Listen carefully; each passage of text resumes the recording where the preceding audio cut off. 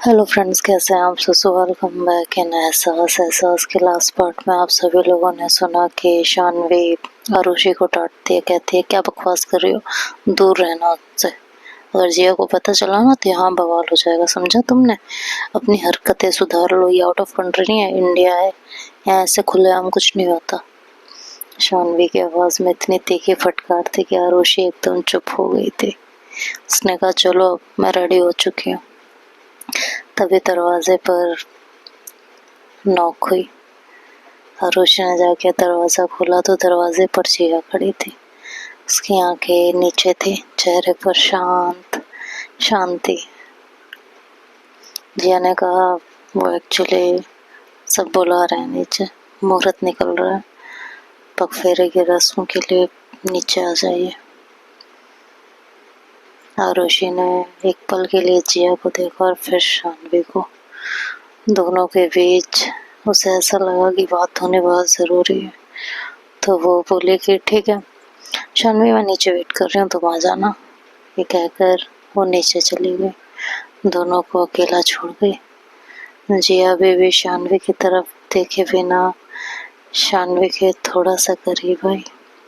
शानवी के दिल की धड़कन तेज हो रही थी।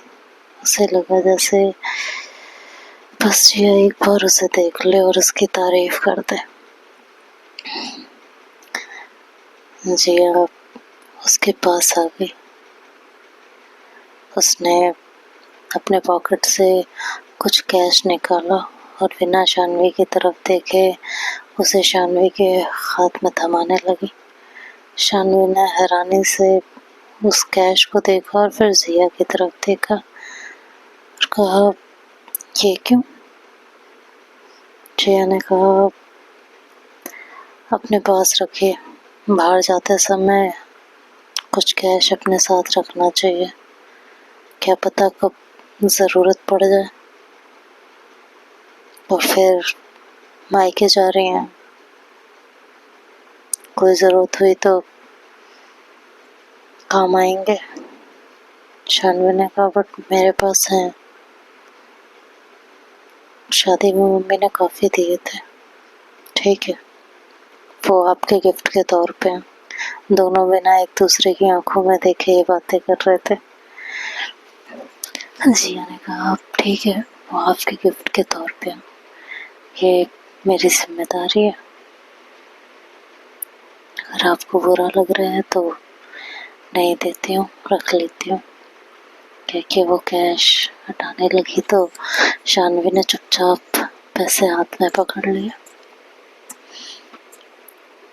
ये कहकर जिया ने एक लंबी सांस ली और कमरे से बाहर जाने लगी।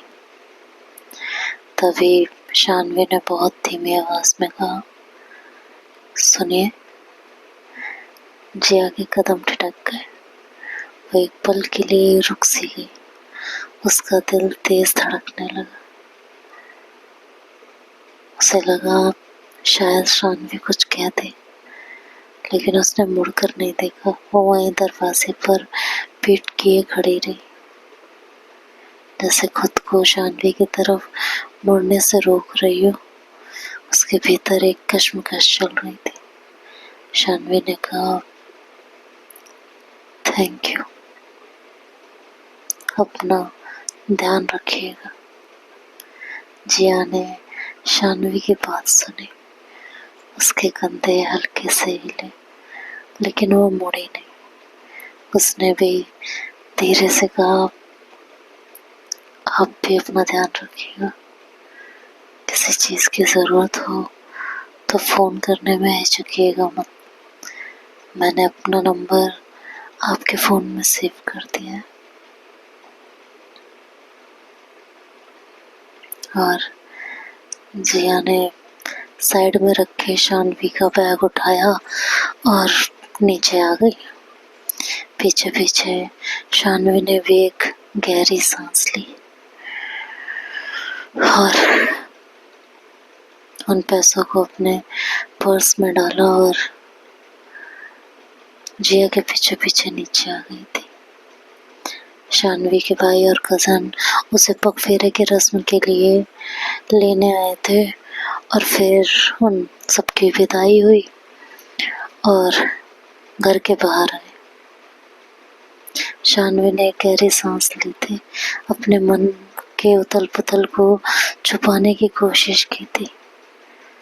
वो चल तो रही थी भाई बहन के साथ, लेकिन कदम भारी थे।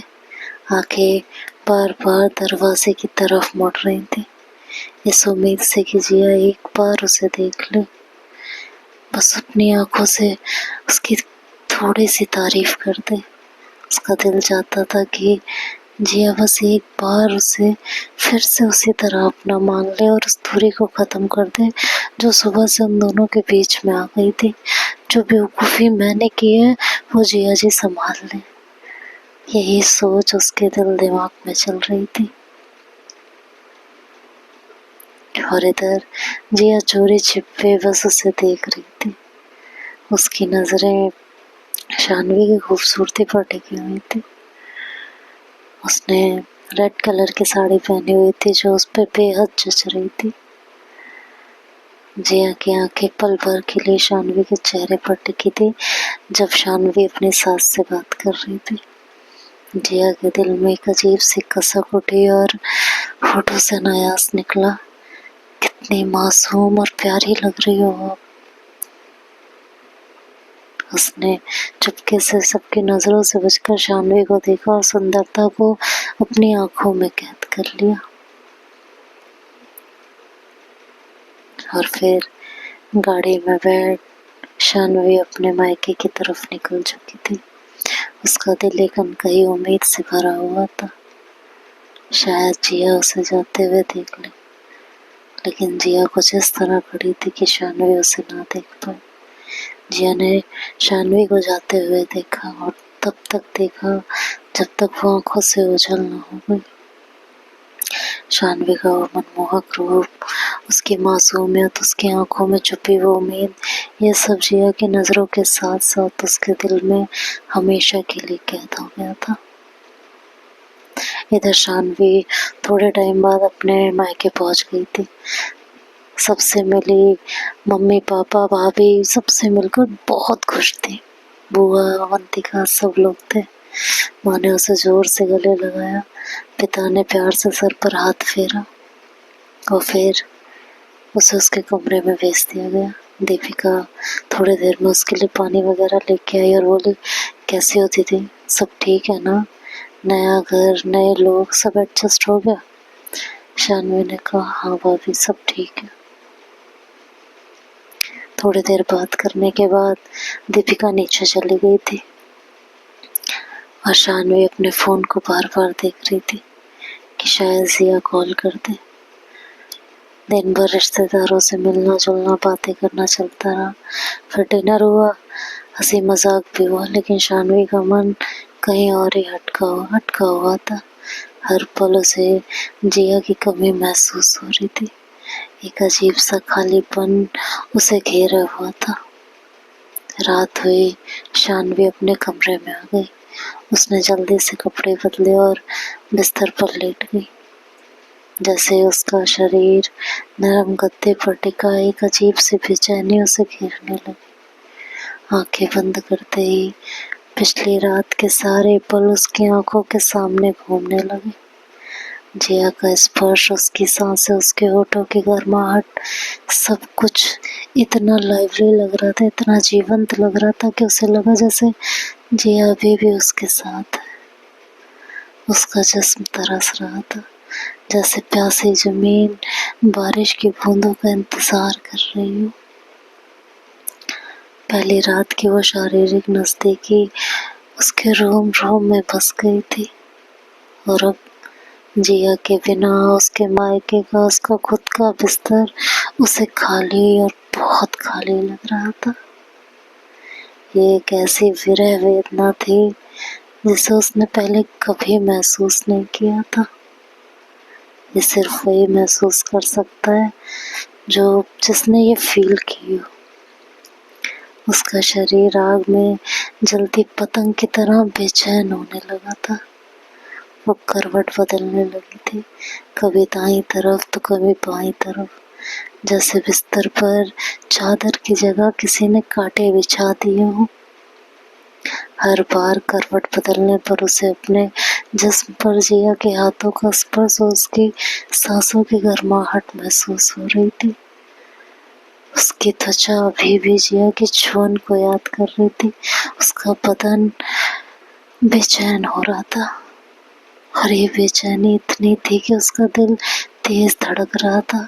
एक अनकही तड़प उसके नस नस में फैल रही थी। वो अपने हाथों से ही अपने जिस्म, अपने अंगों को मसलने लगी थी। उसे लगा जैसे उसके अंग जिया को पुकार रहे हों।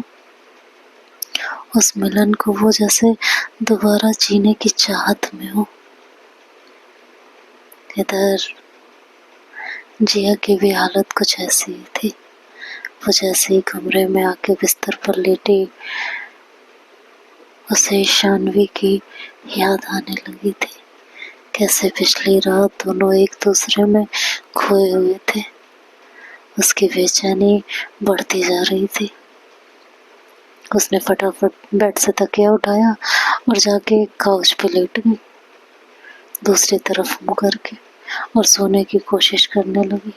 मन ही मन कहने लगी, शांति जी बस एक इशारा दे दो, मैं कल के कल आपको लेने आ जाऊंगी। प्लीज सिर्फ एक इशारा। आप इस घर में रहिए, भले ही नाराज रहिए, लेकिन यहाँ मेरी आंखों के सामने रहिए, सुकून रहता है। इधर शानवी की हालत चंबल मछली की तरह हो रही थी। जैसे मछली पानी से अलग होकर तड़पती है, कुछ ऐसा ही हाल शानवी का था।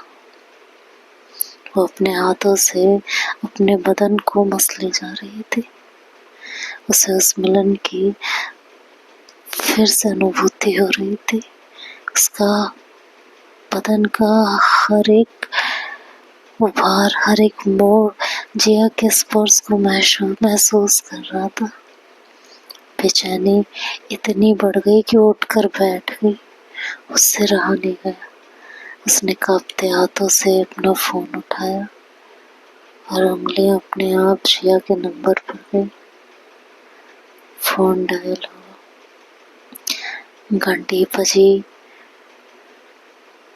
और उसे ऐसा लगा जैसे दिल सीने में बेतहाशा कूद रहा हो। इधर जिया भी सोफे पर बेचैनी में करवट बदल रही थी। फोन की घंटी बजी तो उसने देखा कि शानवी का नंबर था। उसके चेहरे पर तुरंत एक खूबसूरत मुस्कान फैल गई, जिसके लिए वो सुबह से तरस रही थी। उसने तुरंत फोन उठाया। हेलो। इधर से खामोशी। जिया ने दोबारा कहा, हेलो शानवी जी, सब ठीक है ना? जिया जी, हाँ बताइए, सब ठीक है ना? इतनी रात को फोन, कोई दिक्कत तो नहीं? उसकी आवाज में थोड़ी परवाह थी, लेकिन उसने उसे जाहिर नहीं किया था बहुत ज्यादा। शानवी ने कहा, नहीं नहीं कोई दिक्कत नहीं है, बस ऐसे ही सोचा कि पूछ लो, खाना खाया आपने? ठीक है आप? जिया ने धीरे से कहा, हाँ मैं बिल्कुल ठीक हूँ। आप कैसे हैं? घर पर सब कैसे हैं? हाँ सब ठीक है। सबसे मिली बहुत अच्छा लगा। खाना खाया आपने शानवी जी? जी। कुछ पल के लिए दोनों के बीच सन्नाटा छा गया था। दोनों ही बहुत कुछ कहना चाहते थे पर शब्द नहीं मिल रहे थे। शानवी हिचकिचाते हुए बोली, वो बस मैंने हालचाल लेने के लिए फोन कर दिया था। जिया को शानवी की बात पर हल्की हंसी आई, लेकिन उसने खुद को रोक लिया था। जिया कहीं ना कहीं शानवी की बेचैनी को महसूस कर रही थी। उसे पता चल रहा था कि जिया, शानवी शायद उससे अटैच्ड है, उससे प्यार करने लगी है, लेकिन ये नया नया रिश्ता, ये अनकंफर्टेबलनेस उसे शायद रोक रही है। वो अपने मन में ये सोच रही थी। जिया ने कहा, कोई बात नहीं, मैं ठीक हूँ, आप आराम कीजिए। शानवी ने कहा, और आप सोए नहीं अब तक? काफी रात हो गई है। हाँ, बस वो मैं एक्चुअली जिया हड़बड़ा गई थी। उसने घड़ी में टाइम देखा तो वाकई बहुत रात हो चुकी थी। उसने कहा, बस वो मैं उसे कुछ कहते नहीं बन रहा था, तो उसने कहा वो कल पापा जी से मिलने कंपनी में जाना है ना, तो बस उसी की कुछ प्रिपरेशन कर रही थी, बस इसलिए। उसने कुछ और पल की चुप्पी दोनों के बीच छा गई थी। शानवी ने धीरे से कहा, ठीक है जिया जी, अपना ध्यान रखिएगा। Good night. Good night Shanvi, आप भी अपना ध्यान रखिएगा। और फिर फोन कट गया। शानवी ने फोन रखा। उसके मन में हल्की सी राहत थी, पर बेचैनी पूरी तरह से शांत नहीं हुई थी। उसका मन कर रहा था कि वो जिया से और बात करे, लेकिन उसकी उलझन, उसकी कंफ्यूजन, उसके विचारों ने उसे रोक लिया था। उसने खुद को समझाया और फिर आंखें बंद करके सोने की कोशिश करने लगी। लेकिन जिया का चेहरा, उसका स्पर्श अभी भी उसकी आंखों के सामने था। किसी तरह उसकी आंख लगी। अगले दिन सुबह शानवी उठी और उठ के नीचे आई। अपनी मम्मी के पास बैठी, लेकिन घर उसे अजीब सा लग रहा था। उसकी आंखें जिया को ढूंढ रही थी। शायद पहला पहला प्यार, पहला एहसास, पहला जिस्मों का मिलन, कुछ ऐसा ही होता होगा जो इतना बेचैन कर देता हो इंसान को कि वो अपने महबूब या अपनी महबूबा के बिना रह ही ना पाता हो। यही हाल कुछ शानवी का हो रहा था। उसकी आंखें सिर्फ जिया को ढूंढ रही थी और मन ये चाह रहा था कि जिया आए और उसे लेके चली जाए। उसकी मम्मी ने बोला, जाओ फ्रेशन अप हो लो। जिया शानवी फ्रेश होके आई। उसने बांधनी सूट पहना हुआ था, सुंदर लग रही थी कि तभी डोरबेल बजी। सर्वेंट ने जाके डोर ओपन किया तो देखा जिया कुछ फल फ्रूट्स लेके हाथों में गेट पे खड़ी थी। उसको अंदर लाया गया। सबने पूछा, आप यहाँ अचानक कैसे? जी कुछ नहीं, बस शानवी जी को लेने आई थी। बकफेरे की रस्म तो पूरी हो चुकी है। मम्मी ने कहा विदाई का मुहूर्त सही है तो ले आऊं। शानवी किचन से बाहर आ रही थी पानी पीते हुए। उसकी नजर जिया पे पड़ी तो पानी मुंह से बाहर आ गया। होठों पे मुस्कान और खुशी से उछल पड़ी थी। फिर उसे ध्यान आया कि कोई उसे देख न ले, तो उसने खुद को संभाला। उसकी नजरें जिया पे पड़ी। जिया ने एक सफेद शर्ट और नीली जीन्स पहन रखी थी और हमेशा की तरह शांत। घर के सब लोग हॉल में बैठे थे। सबने थोड़ा सा हंसी मजाक किया, जिया की खिंचाई की और उसके बाद शानवी को विदा किया गया। उसकी आंखें नम थी, पर दिल में एक अजीब सी उथल पुथल थी और जिया के साथ जाने की खुशी भी। जिया की तरफ देख रही थी। उम्मीद थी कि जिया एक बार उसे देखे, कुछ कहे, पर जिया शांत खड़ी थी। उसकी नजरें कहीं और थी, जैसे वो जानबूझकर शानवी से आंखें नहीं मिला रही हो या उसे और तड़पाना चाहती हो। शानवी की माँ ने जिया से कहा, बेटा चाहते तो थे एक दिन और रुके, लेकिन मुहूर्त आज का है तो कोई बात नहीं, लेकिन हम शानवी को लेके आएंगे कुछ दिनों के लिए। इधर शानवी मन ही मन कह रही थी, क्यों पड़ी हो मम्मी पीछे, जाने दो ना मुझे, इन्हें पहले मना लो, जब ये खुश हो जाएंगे तो आके रोऊंगी ना यार खूब। लेकिन वो कुछ बोल नहीं पाई थी। शानवी की माँ ने कहा बेटा हमारी शानवी का ध्यान रखना। जिया ने कहा जी मौसा आप चिंता ना करें। शानवी अपने माता पिता भाई बहन सबसे गले मिली और फिर गाड़ी की तरफ बढ़ गई। दोनों गाड़ी में बैठ चुके थे, गाड़ी चल पड़ी। जिया ड्राइविंग सीट पर थी और शानवी उसके बगल वाली सीट पर। पूरा रास्ता खामोशी में कटा था, दोनों के बीच कोई बातचीत नहीं हुई। शानवी मन ही मन ये तो बहुत नाराज है, या फिर ये रिश्ते को सिर्फ एक रस्म मानते हैं। क्या इन्हें कल रात कुछ भी महसूस नहीं हुआ? मैं इनके लिए इतना तड़प रही थी, क्या ये मेरे लिए नहीं तड़पे? शानवी के मन में शब्दों का सागर उमड़ रहा था, पर उसकी हिम्मत नहीं हुई कि वो कुछ पीछे। बस उसने मन ही मन कहा कि आज इन्हें मना के छोड़ूंगी। मेरे दिल में आज जो कुछ है सब बताऊंगी। जिया भी शांत थी, उसकी आंखें सड़क पर टिकी थी, उसके भीतर भी भावनाओं का सैलाब उमड़ रहा था।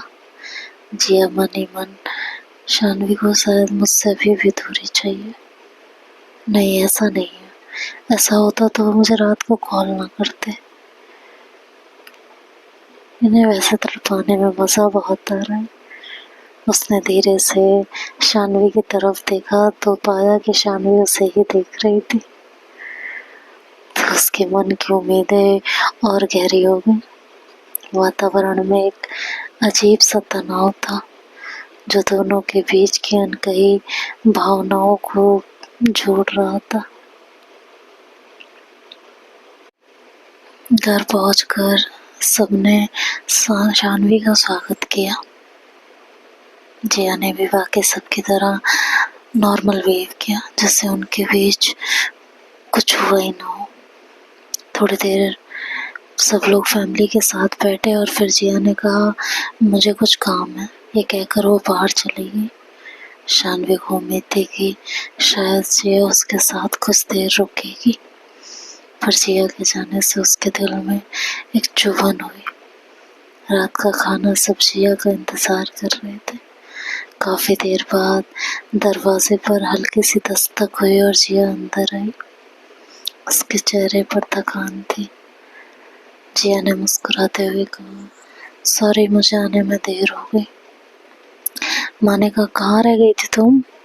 सब तुम्हारा खाने पे इंतजार कर रहे हैं, आओ खाना लग गया है। सबने एक साथ खाना खाया। बातचीत चल रही थी पर जिया शांत थी, उसने कम ही बात की और फिर बोली मम्मी मैं सोने जा रही हूँ, मुझे लग रहा है मेरा सर दर्द कर रहा है, मेरे सर में बहुत दर्द है। तो मम्मी ने कहा ठीक है जाओ आराम कर लो, मैं तुम्हारे लिए बाम भेज देती हूँ। जिया सर हिलाकर अपने कमरे में चली गई। शानवी कुछ देर अपने सास ससुर से बातें करती रही। पूछा कि स्नेहा जी चली गई और मौसी और भाभी, तो बताया हाँ सब चले गए। थोड़ी देर बात करने के बाद वो भी उठ के अपने कमरे की तरफ जाने लगी तो जिया की मॉम ने कहा शानवी ने पलट कर देखा तो उन्होंने कहा ये बाम लेती जाना, लगा देना उसके सर पे। जी मम्मी जी कह के उसने बाम लिया। जैसे ही शानवी कमरे में दाखिल हुई उसकी नजरें सामने बाथरूम से निकलती हुई जिया पर पड़ी। जिया अभी शावर लेके निकली थी। चेहरे पर पानी की बूंदें साफ चमक रही थी। उसने कैजुअल शर्ट और लोअर पहन रखा था। दोनों ने एक दूसरे को बस एक पल के लिए देखा। एक नजर में हजारों अनकहे शब्द थे लेकिन कोई आवाज नहीं निकली। जिया ने अपनी नजर तुरंत हटा ली, जैसे उसने शानवी को देखा ही ना हो। शानवी ने भी एक गहरी सांस ली और बाथरूम में चली गई। उसने शावर लिया। जब वो बाहर निकली तो उसने वही सिल्की गहरे रेड कलर की नाइट गाउन पहनी हुई थी, सेक्सी नाइटी, जो जिया ने उसे तोहफे में दी थी। उसके बाल अभी भी गीले थे और कंधों पर बिखरे हुए थे, जहाँ से पानी की बूंदें टपक रही थी। उसका चेहरा धुला हुआ और ताजा था, कोई मेकअप नहीं था, लेकिन फिर भी गजब की सुंदर लग रही थी। उसकी सुंदरता ऐसी लग रही थी मानो चांद जमीन पर उतर आया हो। उसकी त्वचा किसी अप्सरा जैसी कोमल थी। जिया जो अब तक बिस्तर पर बैठी हुई थी, मोबाइल में कुछ देख रही थी, अचानक उसकी नजर शानवी पर पड़ी। वो पल के झपकाना जैसे भूल ही गई। शानवी को उस नाइटी में देख, उसके गीले बालों और उस तोहफे रूप में देख, जिया की निगाहें उस पर टिक गई थी। एक पल के लिए उसकी सांसें भारी होने लगी थी, दिल जोरों से धड़कने लगा था। उसके चेहरे पर अनकही चाहत उभर आई थी, जिसे उसने तुरंत छुपाने की कोशिश की, लेकिन छुपा नहीं पाई थी। शानवी को देख उसने मन ही मन बोला, ये भीगे बाल कमर से नीचे तक लहराते हुए जैसे सावन की पहली फुहार में डूबे खेत। ये बदन पर गिरी पानी की बूंदें मानो चांदनी की बूंदें हो। उफ, बनाने वाले ने कितनी फुर्सत से बनाया है इन्हें। फिर जिया ने खुद पर काबू पाया, झट से बिस्तर से उठी, एक तकिया उठाया और सोफे पर रखने लगी। शानवी ने कहा, ये क्या कर रहे हैं आप? सोने की तैयारी? तो आप यहाँ क्यों सो रहे हैं? क्या मतलब? जिया ने बिना मुड़े शांत अपने आप को शांत रखते हुए कहा, मेरा सर दर्द हो रहा है, मुझे यहाँ सोने दीजिए, मुझे आराम मिलेगा। उसकी आवाज में एक अजीब सी दूरी थी जो शानवी को चुभ रही थी। शानवी ने कहा, पर आप यहाँ सोएंगे? ये तो सोफा है, बिस्तर पर सोइए ना। देखिए, मुझे अच्छा नहीं लगेगा। शानवी नहीं चाहती थी कि जिया उससे दूर रहे। जिया ने कहा, नहीं शानवी जी, ठीक है, मैं यहाँ ठीक हूँ, आप आराम कीजिए। शानवी ने जबरदस्ती करते हुए कहा, नहीं जिया जी, प्लीज आप यहाँ नहीं सो सकते, ये ठीक नहीं लगता। सर में दर्द है तो आप बिस्तर पे सोइए। शानवी का दिल जिया को अपने पास चाहता था। वो चाहती थी कि जिया उसके साथ वैसे ही रहे जैसे पिछली रात। जिया कहने लगी, नहीं शानवी, मैं यहीं। तभी शानवी को अपने पैर पर कुछ महसूस हुआ। उसकी ही नाइट गाउन का सिल्की कपड़ा उसके पैर पर हल्का सा रगड़ खा गया था, लेकिन कमरे में डिम लाइट होने की वजह से उसके मन की बेचैनी में उसे लगा जैसे कॉकरोच है। वो जोर से चीखी, कॉकरोच कॉकरोच। और डर के मारे शानवी ने बिना सोचे समझे जिया को कसकर गले लगा लिया। उसका शरीर जिया के जिस्म से चिपक गया था। जिया इधर उधर देखने लगी। उसे एहसास हुआ कि यह शानवी की नाइटी का कपड़ा था। उसने धीरे से शानवी के कानों में कहा, नहीं है कॉकरोच, कुछ भी नहीं है, ठीक हो आप? शानवी जिया के सीने से लगी हुई थी। जिया के गर्म हाथ अनजाने में शानवी की कमर पर आ गए थे। शानवी को जिया के सीने की गर्माहट महसूस हो रही थी। जिया के हाथों का स्पर्श जो उसके शरीर को सहला रहा था, उसे अंदर तक बेचैन कर गया था। फर्स्ट नाइट की सारी यादें ताजा हो गई थी। उसके होंठ खुद ब खुद जिया के सीने पर हल्के से टिक गए थे। उसने बहुत आहिस्ता से जिया के सीने को चूम लिया था, जैसे वो अनकही प्यास बुझा रही हो। जिया बेस अचानक स्पर्श से बेकाबू होने लगी थी। शानवी के होठों की गर्माहट, उसके बदन के कंपन, उसके सांसों की तेजी, सब कुछ उसे अंदर तक झकझोर गया था। उसका दिल धड़क रहा था, उसकी सांसें तेज हो रही थी। एक पल के लिए उसे लगा कि वो शानवी को कसकर अपनी बाहों में भर ले और अपनी और उसकी हर चाहत को पूरा कर दे। लेकिन फिर उसे याद आई शानवी की कल सुबह की वो बातें। उसने खुद को संभाला और शानवी को खुद से अलग करने की कोशिश करते हुए बोली, शानवी जी काफी रात हो गई है, सो जाते हैं। लेकिन शानवी अब रुकने वाली नहीं थी। जैसे ही जिया ने उसे अलग करने की कोशिश की, शानवी ने तेजी से जिया का हाथ पकड़ लिया। उसकी आंखें आंसुओं से भर गई थी, पर उन आंसुओं में अब दर्द नहीं बल्कि एक गहरी चाहत थी। उसने आवाज में थरथराहट और आंखों में आंसू लिए कहा, आई एम सॉरी जिया जी, मैंने जो कुछ भी कहा उस सब के लिए मैं आपसे माफी चाहती हूँ। ये कहते हुए जिया का हाथ उसने कसकर पकड़ लिया। कहा, मुझे पता है मैंने आपको बहुत हर्ट किया है, पर मैं नहीं जानती थी कि मेरे दिल में क्या चल रहा है। मैं अपने जज्बात, अपनी फीलिंग्स में कंफ्यूज हो गई थी।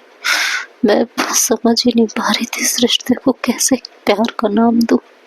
लेकिन आपसे दूर जाके, आपके इग्नोरेंस देख के, आपको करीब ना पाके एहसास हुआ कि मुझे आपसे प्यार हो चुका है। मेरे दिल में, मेरे जिस्म में ये क्या चल रहा है मुझे कुछ समझ नहीं आ रहा था। लेकिन कल रात के अकेलेपन और तन्हाई ने मुझे सब कुछ समझा दिया। ये कहते हुए शानवी ने जिया की शर्ट का कॉलर पकड़ लिया। उसकी आंखों में झांकते हुए बोली, मेरी रात आपके बिना कटी नहीं, एक पल भी। मैंने बस करवटें बदली हैं। बिस्तर पर मानो ऐसा लग रहा था जैसे आग लगी हुई थी। मेरा पूरा बदन, मेरा पूरा जिस्म आपको ढूंढ रहा था, आपके छुअन को महसूस कर रहा था, आपकी सांसें सब कुछ मुझे बेचैन कर रहे थे। उसके होठ कांप रहे थे।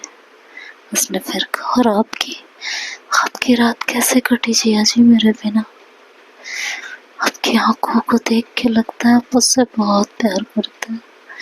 मैं भी आपसे बहुत प्यार करने लगी हूँ। ये रिश्ता अब सिर्फ समझौते का नहीं है, मैं आपसे बेइंतहा प्यार करती हूँ। ये कहकर शानवी अपने आंसुओं को रोक नहीं पाई और जिया के सीने से लग गई। उसके हाथ जिया के पीठ पर हल्के हल्के से रगड़ने लगे। कभी शर्ट को मुट्ठी में भींचते तो कभी बस यूं ही सहलाते। उसने अपना सारा भार धीरे धीरे जिया पर डालना शुरू कर दिया था, जैसे वो अपनी सारी थकान, अपनी बेचैनी जिया को सौंप देना चाहती हो। जिया शानवी के इस अचानक और गहरे इजहार से हक्की बक्की रह गई थी और वो शानवी को संभालते संभालते सोफे की तरफ गिर पड़ी थी। वह शानवी उसके ऊपर। जिया जब सोफे पे गिरी तो उसका मोबाइल उसके नीचे दब गया और अचानक पता नहीं कैसे एक गाना बज उठा। गाने की लाइनें कुछ ऐसी थी कि कितनी मोहब्बत है तुमसे, जरा पास आके तो देखो कि क्या आग है धड़कनों में, गले से लगा के तो देखो, बताई न जाए जुबां से ये हालत, मेरे जिस्म जान को तुम्हारी है चाहत, कितनी बेचैन हो के तुमसे मिली, तुमको क्या थी खबर थी मैं कितनी अकेली हूँ। गाने ने कहते हैं ना, सोने पे सुहागा, कुछ ऐसा ही था कि सोने पे सुहागा हो गया था। इस गाने ने माहौल में आग लगा दी थी। दोनों की आंखें एक दूसरे की आंखों से टकराई थी। सारी बेचैनी शानवी की आंखों में साफ साफ झलक रही थी। होठ कपकपा रहे थे। गाने के बोल और माहौल सब कुछ एक साथ मिल गया था। जिया की आंखें शानवी की आंखों में मिली। आंखों में अब कोई दूरी नहीं थी, कोई हिचकिचाहट नहीं, बस गहराई थी, चाहत थी और प्यार का इजहार। जिया ने शानवी को पलटा और अपने नीचे लिया। धीरे से उसके होठों के पास अपने होठों को लाई और बोली, मुझे भी आपसे बेइंतहा मोहब्बत है शानवी जी। और कहते हुए उसने अपने होठ शानवी के होठों पर रख दिए। ये किस उस रात से भी ज्यादा गहरा और भावुक था। शानवी ने भी उतनी ही शिद्दत से जवाब दिया। उनके होठ एक दूसरे में घुल गए थे, उनकी सांसें एक दूसरे में समा गई।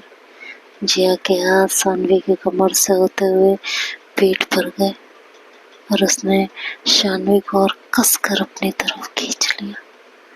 शानवी के हाथों ने जिया के बालों को अपनी मुट्ठी में बींच लिया, जैसे वो अपने से दूर नहीं जाने देना चाहती हो उसे। जिया के हाथ जो पहले शानवी की कमर पर थे, अब धीरे धीरे उसकी पीठ पर सरकने लगे थे। उन हाथों का स्पर्श शानवी के बदन पर बिजली की तरह दौड़ गया था, एक सिरहन पैदा करते हुए। जिया ने शानवी को कसकर अपनी तरफ खींचा। उनके जिस्मों के बीच की हर एक इंच की दूरी मिट गई थी और शानवी के होठों पर जिया के होठ और गहरे होते गए, एक दूसरे का स्वाद चखते हुए, एक दूसरे में खोते हुए। इधर शानवी की उंगलियां धीरे धीरे जिया के चेहरे से होते हुए, उसके कॉलर बोन से होते हुए उसके शर्ट के बटन पर आ गई थी। उसने पहली बटन को खोला और गले से लेकर पहली बटन तक अपनी उंगलियों को चलाते हुए लाई।